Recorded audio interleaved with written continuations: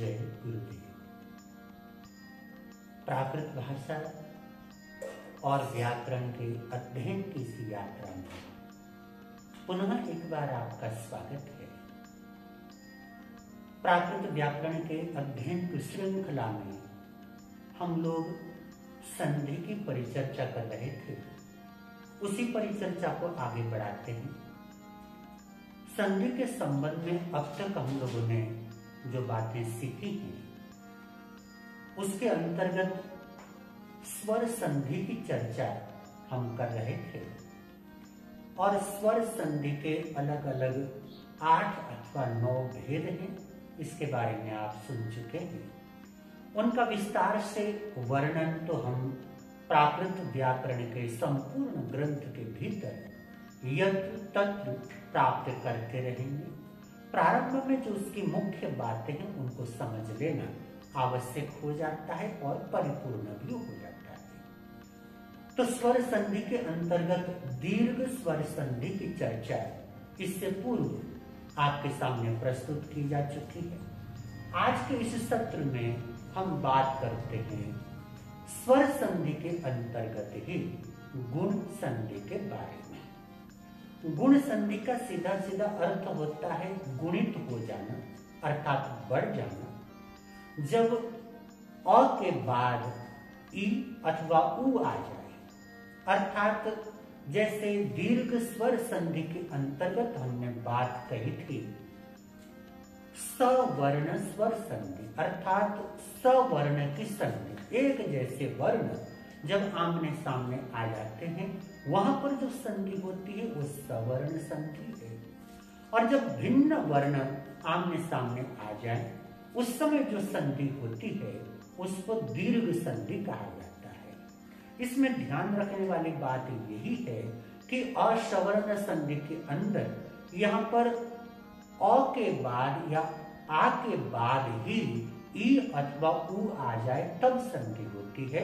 अगर पहले ई आ जाए, पहले उ आ जाए, उसके बाद कोई असवर्ण वर्ण आ जाए तब संधि की प्रक्रिया अलग होगी या संधि नहीं होगी, उसके बारे में हम बाद में पढ़ेंगे।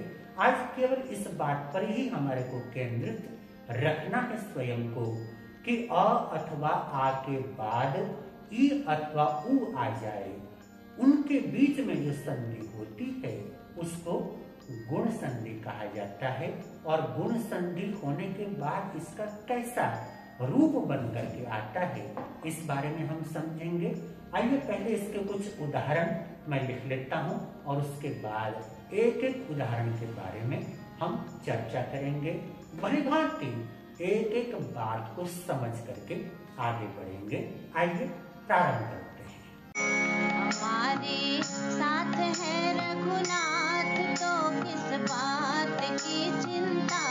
हमारे साथ है रघुनाथ तो किस बात की चिंता।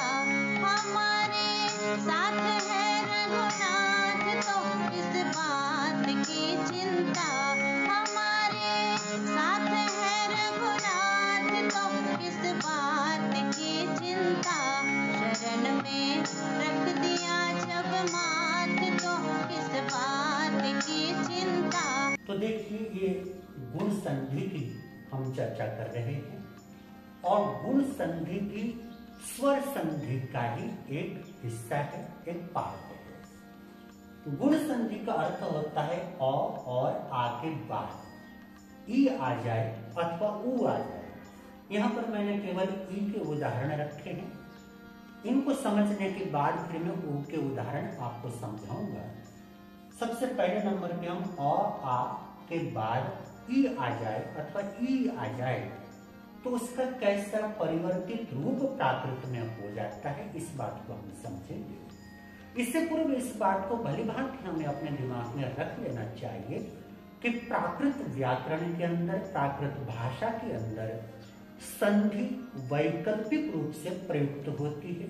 यहाँ पर संधि करना अनिवार्य नहीं है और देखा जाए तो दीर्घ स्वर संधि और गुण संधि इन दोनों संधियों का ही अधिकतर प्रयोग, इन दोनों ही संधियों का अधिकतर प्रयोग प्राकृत साहित्य के अंदर हमारे को देखने को मिल जाता है। इसके बाद पूर्व रूप है, पर रूप है, प्रकृति भाव है, अव्यय संधि है, व्यंजन संधि और विसर्ग संधि के अपने रूप है, वो हमारे को देखने को मिल जाते हैं। स्वर संधि के अंतर्गत मात्र दीर्घ स्वर संधि और गुण संधि, मुख्य रूप से इन दोनों ही संधियों का प्रयोग प्राकृत साहित्य में हुआ है। आइए गुण संधि को हम समझते हैं। इसका अर्थ है गुणित हो जाना, अर्थात वृद्धि हो जाना, बढ़ जाना। तो कैसे गुणित होता है? यहाँ पर देखिए अ है, अ के बाद में ई है, असवर्ण संधि भी इसको कहा जाता है, मैं पहले बता चुका हूँ। अ के बाद अगर ई आ जाए और ये दोनों मिल जाएं तो नया रूप हो जाता है, जिसको गुणित होना कहा जाता है। नया रूप हो गया ए। अब इस ए के अंदर न तो इसका प्रत्यक्ष कोई स्वरूप दिखाई देता है, न इसका कोई प्रत्यक्ष स्वरूप दिखाई देता है। एक नया ही रूप बन करके यहाँ पर ए आगो करके आ गया है, ऐसा हमारे को दिखाई देता है। इसी को गुण संधि कहा जाता है। अ के बाद अगर ई आ जाए तो हो जाता है ए, जैसे कि यहाँ पर वास प्लस ई है, वास ईसी, अर्थात व्यास ऋषि। ऋषि का प्राकृत में इसी बन जाता है, ये प्रक्रिया हम लोग आगे सीखेंगे। व्यास का वास बन जाता है, इस प्रक्रिया को भी हम आगे सीखेंगे। तो वास इसी, इस स के अंतर्गत अ है और इसी का जो पहला स्वर है वो ई है। यहाँ पर जो वास है, वास में अ कहाँ पर है इस बात को भी समझते हुए चलें। जैसे मान लीजिए ये जो वास है इसकी मैं अगर व्याख्या करूं, यहाँ पर क्या क्या है। सबसे पहले नंबर पे व है, प्लस आ है, प्लस स है और प्लस अ है। देखिए व प्लस आ, उसके बाद स प्लस अ, ये चार वर्ण मिल करके बना है वास। तो स्वर हमेशा बाद में होता है। यहाँ पर स है, हमारे को और दिखाई नहीं दे रहा है, इसका अर्थ ये नहीं समझ लेना चाहिए कि वहां पर और नहीं है, अ है और उसी अ के कारण स इसका उच्चारण हम कर पाते हैं। अगर किसी वर्ण के साथ अर्थात व्यंजन के साथ स्वर संयुक्त न हो तो उसका उच्चारण थोड़ा कठिन हो जाता है और बहुत ढंग से हम उसको बोल नहीं पाते हैं। तो वास के अंदर ये चार वर्ण है, इस बात का हमें ध्यान रखना है। तो जैसे यहाँ पर देखिए अंत में अ है और इधर इसी में सबसे पहले ई है, तो अ और ई इन दोनों का मेल हो सकता है, दोनों आमने सामने हैं। जो हमारी पहली शर्त है वो यहाँ पर कंप्लीट हो रही है। तो जब अ के बाद ई आ जाए तो बन जाता है ए, तो यहाँ पर बन गया वासेसी अर्थात व्यास ऋषि। ठीक है। इसी प्रकार अ के बाद दीर्घ ई आ जाए तब भी रूप बनता है ए। जैसे यहाँ पर देखिए दिन है और इधर ईस है, तो दिन और ईस यहाँ पर न के अंतर्गत ऐसे ही अ है और इधर दीर्घ ई है। जब इन दोनों का मेल हो जाएगा तो बन जाएगा दिनेश अथवा दिनेश। प्राकृत में मध्यवर्ती जो न है उसको प्राय करके न हो जाता है। वहां पर दंत्य न की अपेक्षा मूर्धन्य न का प्रयोग अधिक मात्रा में हमारे को देखने को मिल जाता है और कहीं कहीं दंत्य न का भी प्रयोग हमारे को प्राप्त हो जाता है। इसलिए यहाँ पर ये दोनों ही रूप हमारे को मिल जाएंगे और वर्तमान में व्याकरण के अनुसार हम कह सकते हैं कि ये वाला जो रूप है ज्यादा व्याकरण के अनुकूल हम उसको कह सकते हैं, किंतु इसका अर्थ कतई ये नहीं समझ लेना चाहिए कि ये गलत है। गलत नहीं है। और अक्सर पूर्वी प्रांतों में, पूर्वी प्रदेशों में अक्सर दंत्य वर्ण का प्रयोग अधिक मात्रा में होता रहा है और पश्चिमी प्रांतों में जो मूर्धन्य न है इसका प्रयोग अधिक मात्रा में होता हुआ हमारे को दिखाई देता है। तो यहाँ पर देखिए अ के बाद अगर दीर्घ ई आ जाए तब भी गुण संधि होकर के ए बन जाता है। जैसे दिन और ईस ये दोनों यहाँ पर अ और ई का मेल हो गया तो बन गया दिनेश अथवा दिनेश। अब यहाँ पर जो ये जो ईश और दिन मैंने यहाँ पर रखा है, ईश में तालव्य श आना चाहिए अगर हम हिंदी की बात करें अथवा संस्कृत की बात करें, किंतु प्राकृत के अंदर तालव्य श का प्रयोग नहीं होता है। इस बात को भी हम लोग आगे सूत्र सहित सीखेंगे। तो यहाँ पर जो प्राकृत के प्रयोग हैं उनके अनुसार उदाहरण मैंने दिया है।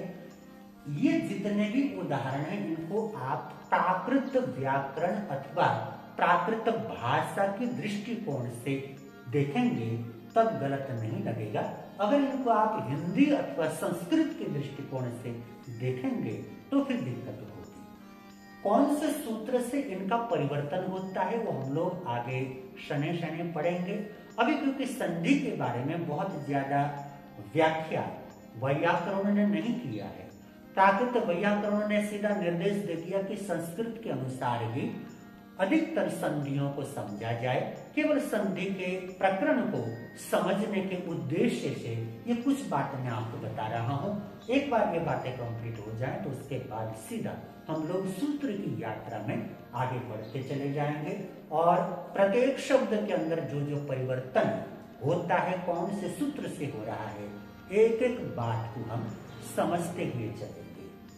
तो देखिए यहाँ पर अ की बात कंप्लीट हो गई। अ के बाद अगर ई आ जाए अथवा दीर्घ ई आ जाए, परिणाम ए होता है गुण संधि होने के बाद, और रूप बनता है वास इसी का वासेसी, दिन ईस का दिनेश अथवा दिनेश। अब आ के बाद ई आ जाए अथवा आ के बाद दीर्घ ई आ जाए तब भी परिणाम वही होता है ए। ये गुण संधि का रूप होगा। उदाहरण देख लेते हैं। आ के बाद अगर ई आ जाए हर्स्व ई, तो यहाँ पर देखिए चंदना है और इधर ईयर है। चंदना यहाँ पर ण के अंतर्गत आ है, जैसे कि यहाँ पर स में और था, ऐसे यहाँ पर आ है। तो आ के बाद ई, यहाँ पर बिल्कुल ये समन्वय ठीक बैठ रहा है। जब इसका हम लोग गुण संधि करेंगे तो रूप बन जाएगा चंदने अर, चंदना ईयर, चंदने अर। अर्थ हुआ चंदना के अतिरिक्त, चंदना के अलावा, चंदना को छोड़कर, चंदना इतर, चंदना के अतिरिक्त जो कुछ भी है। तो चंदने अर यहाँ पर आ और ई मिल करके ए बन गया तो रूप हुआ चंदने अर। केवल इस बात को हमें समझना है। इसके बाद दीर्घ ई की बात करते हैं। आ के बाद दीर्घ ई आ जाए तब भी रूप बनता है ए।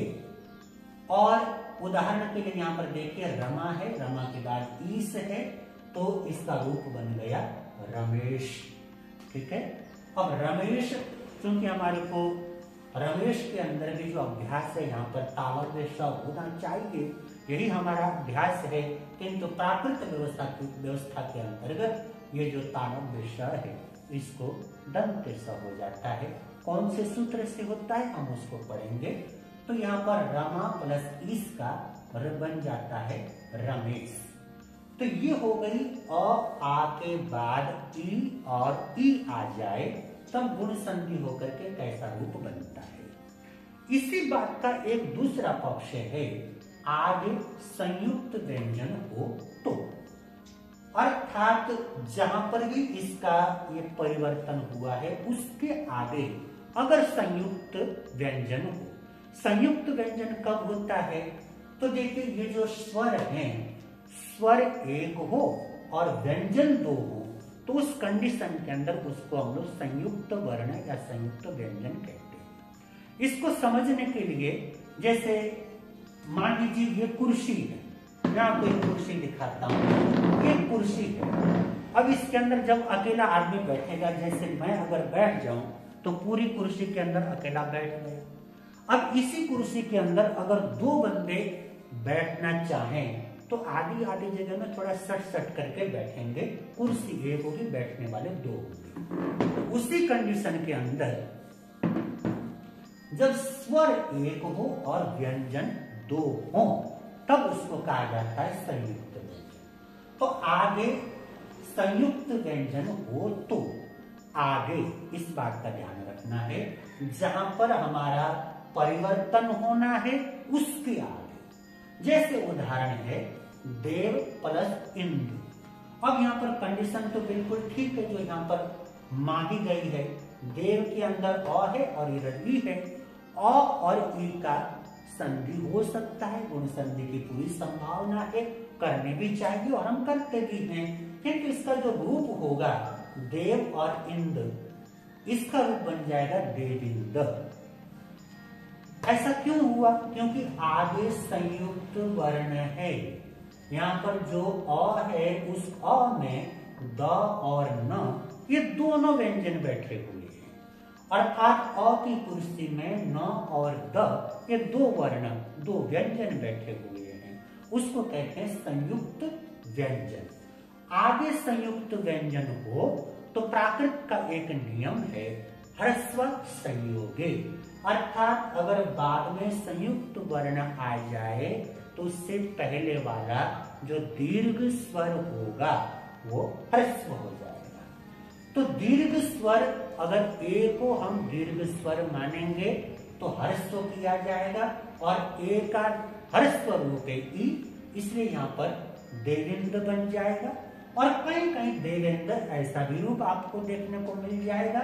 जहां देवेंद्र मिल जाए गलत नहीं समझना है, केवल इस बात को समझना है कि यहाँ पर जो ए का प्रयोग हुआ है ये वाला ए दीर्घ ए नहीं है, ह्रस्व ए है। संयुक्त वर्ण से पहले वाला जो भी दीर्घ स्वर होगा वो ह्रस्व हो जाएगा। ये एक अकाट्य नियम है और इस ह्रस्व के कारण दो रूप हमारे को दिखाई देंगे, देवेंद्र और देवेंद्र। यहाँ पर ए का ह्रस्व ई हो गया तो देवेंद्र बन गया, कोई शंका की गुंजाइश ही नहीं है। देवेंद्र के अंदर थोड़ी सी शंका हो सकती है, उस शंका का निवारण ये है कि यहाँ पर इस ए को हम हमेशा ह्रस्व ए समझेंगे तो कोई दिक्कत नहीं होगी। इसी प्रकार दूसरा उदाहरण देखिए, यहाँ पर नर है, नर के बाद इंद्र है और नरेंद्र अथवा नरेंद्र ऐसा रूप बन जाता है। तो यहाँ पर भी ठीक वही बात है, नरेंद्र यहाँ पर ए है लेकिन इसको ह्रस्व ए कहेंगे। यहाँ पर इसी ए का ह्रस्व होकर के ई बन गया। तो सिस्टम इसका यही है। देखने में ऐसा लगता है कि ये जो उदाहरण हैं ये पर रूप संधि के उदाहरण है। पर रूप का मतलब आगे जो इसमें अ है, अ का लोप हो गया और ई उसके साथ आकर के जुड़ गई। पर रूप का उदाहरण इसको हम कह सकते हैं, किंतु हकीकत में वो एक शॉर्टकट का मामला होगा। हकीकत में जब व्याकरण के अनुसार बात करेंगे तो पहले हम गुण संधि करेंगे, गुण संधि करने के बाद फिर ह्रस्व संयोगे सूत्र लगा करके उसको ह्रस्व करेंगे। तरीका तो यही है, शुद्ध तरीका जो समझ में आता है। करने वाले इसको पर रूप के रूप में भी व्याख्यायित कर सकते हैं, गलत वो भी नहीं है, क्योंकि अंत में जो रूप निकल करके आता है वो तो यही होगा। किंतु यहाँ पर अगर पर रूप के आधार पर ही हम व्याख्या करेंगे तब इस वाले पद की व्याख्या कैसे करेंगे, है ना। अगर मात्र पर रूप संधि के अंतर्गत हम इसको रखें तो यहाँ पर अ का लोप हो गया और इंद्र जो पर रूप है वही माना गया। इस रूप में अगर व्याख्या करेंगे तो ये वाला जो उदाहरण है वो तो सटीक हो जाएगा, ये वाला उदाहरण भी सटीक हो जाएगा, किंतु ये दोनों उदाहरण इनको हम कैसे बनाएंगे, फिर इनके लिए हमारे को इसी व्यवस्था के अंतर्गत आना पड़ेगा। इसलिए मैं पहले ही आपको बता रहा हूं, पहले इस नियम के तहत अर्थात गुण संधि के इस नियम के तहत पहले हम इसको संधि करेंगे। संधि करने के बाद आगे संयुक्त व्यंजन होने के नाते हम उसको ह्रस्व कर देंगे तो कहीं किसी प्रकार की दिक्कत नहीं आएगी, क्योंकि इसको भी ह्रस्व माना जाएगा, इसको भी ह्रस्व माना जाएगा और ये तो ह्रस्व है ही। तो इस प्रकार से हम लोग गुण संधि की चर्चा कर सकते हैं। अब एक एक उदाहरण अ के साथ में उ का हम समझ लेते हैं। तो अ के बाद अगर उ अथवा उ आ जाए या आ के बाद उ अथवा उ आ जाए तब कैसा रूप बनता है इसको हम समझ लेते हैं। ये भी गुण संधि का ही एक पार्ट है। तो अ के बाद उ आ जाए तो बन जाता है ओ, अ के बाद उ आ जाए तब भी बन जाएगा ओ, आ के बाद ऊ आ जाए तब भी बन जाएगा ओ, और आ के बाद ऊ आ जाए तब भी बन जाएगा ओ। जैसे अ के बाद ऊ है, उसका उदाहरण है गूढ़ उअरम, तो बन गया गूढ़ो अरम। यहाँ पर अ था और यहाँ पर ऊ था, इन दोनों का मेल हो गया तो बन गया ओ, तो बन गया गूढ़ो अरम। इसी प्रकार अ के बाद ऊ है, एग ऊणम, एगोणम, ये रूप प्राकृत का बन जाएगा। इसी प्रकार आ के बाद ऊ आ जाए तो गंगा में आ है और उवरी के अंदर ये ऊ है, आ और ऊ का मेल हो जाएगा तब भी ओ बन जाएगा गंगा उवरे अर्थात गंगोवरी। आ के बाद दीर्घ ऊ आ जाए तब भी उसका जो परिवर्तित रूप होता है वो ओ ही होता है, लेकिन प्राकृत में दीर्घ स्वर वाले उदाहरण थोड़े कम मात्रा में प्राप्त होते हैं। अभी हमारे को इसका कोई उदाहरण नहीं प्राप्त हो सकता। जिस समय इसका कोई उदाहरण हमारे को मिल जाएगा तब हम इसकी चर्चा आपके सामने जरूर करेंगे। इसी प्रकार आगे संयुक्त व्यंजन हो, तो जैसे हम और अ और ई के संबंध में समझ चुके हैं, इसी प्रकार इस प्रयुक्त क्रिया के आगे जहां पर हम ये काम कर रहे थे, इसके आगे अगर संयुक्त व्यंजन होगा तब नियम कुछ बदल जाएगा। जैसे कि यहाँ पर देखिए कर्ण उपपलम, कर्ण के अंतर्गत ण के अंतर्गत अ है और इधर ऊ है, तो कंडीशन बिल्कुल सटीक है, यहाँ पर गुण संधि होगी। तो कर्ण उपपलम, इसकी संधि होने के बाद एक रूप बनेगा कर्णोपलम, अर्थात ओ होना था, यहाँ पर ऊ हो गया। प्रश्न होगा ऐसे क्यों हुआ, तो नियम वही है, संधि हुई, ओ हो गया, वो होने के बाद आगे देखें डबल प है और शर्त है कि अगर संयुक्त व्यंजन बाद में हो तो सिस्टम कुछ बदल जाएगा। जैसे आगे संयुक्त व्यंजन है तो नियम फट से आकर के लग जाएगा ह्रस्व संयोगे, और उस नियम के तहत ओ को ह्रस्व कर दिया जाएगा और ओ का ह्रस्व रूप है ऊ, इसलिए यहाँ पर कर्णोपलम बनेगा। और वैकल्पिक रूप से कर्णोपलम भी हमारे को मिल जाएगा, ये भी सही है। लेकिन यहाँ पर समझने की बात केवल इतनी है कि ये वाला जो ओ है ये ह्रस्व ओ है, दीर्घ ओ नहीं है। इसी प्रकार दूसरा उदाहरण है रयण उज्जलम, रयणुज्जलम, ये रूप बन जाएगा। सिस्टम वही है, आगे संयुक्त व्यंजन है तो उसको ह्रस्व हो गया, और जब सीधे ओ को ही ह्रस्व माना जाएगा तब बन जाएगा रयणोज्जलम। तो ये वाला रूप भी सही है और ये वाला रूप भी सही है। बस इस वाले रूप को लिखते समय, पढ़ते समय, समझते समय हमें ये बोध होना चाहिए कि ये वाला ओ दीर्घ ओ नहीं है, ह्रस्व ओ है, क्योंकि ए और ओ स्वाभाविक रूप से दीर्घ स्वर माने जाते हैं। ह्रस्व स्वर केवल 5 हैं, और ए ओ ऋ ऋ, ये 5 ह्रस्व स्वर हैं। इन 5 में से ऋ और लृ का सीधा प्रयोग प्राकृत में नहीं होता, उसका परिवर्तित प्रयोग होता है। और लृ का प्रयोग तो संस्कृत साहित्य के अंदर भी बहुत कम मात्रा में हुआ है, प्राकृत साहित्य में तो लगभग वो खत्म जैसा ही मान के चले। ऋ का जो प्रयोग होता है प्राकृत साहित्य में हुआ है, लेकिन परिवर्तित रूप से। ऋ को अ हो जाता है, ई हो जाता है, ऊ हो जाता है, ऐसे अलग अलग स्वरों में ऋ का परिवर्तन हम आगे पढ़ेंगे, एक एक बात को समझते हुए आगे बढ़ेंगे। तो आज गुण संधि की चर्चा हमने आपके सामने करी और उम्मीद करते हैं कि ये बातें आपको समझ में आई होंगी। इसी प्रकार आगे संधियों की जो आवश्यक बातें हैं उनको करके फिर व्याकरण की जो हमारी यात्रा है सूत्रों का अध्ययन करने की, उस तरफ हम लोग द्रुत गति से आगे बढ़ेंगे। आज के लिए इतना ही। इतने प्रेम से मेरे शब्दों को सुना उसके लिए कृतज्ञ हूँ। आपके भीतर में विराजमान परमात्मा रूपी पवित्र आत्मा को मेरे कोटि कोटि नमन। जय गुरुदेव। गुरुवर के हर वचन पर जीवन को ढालना।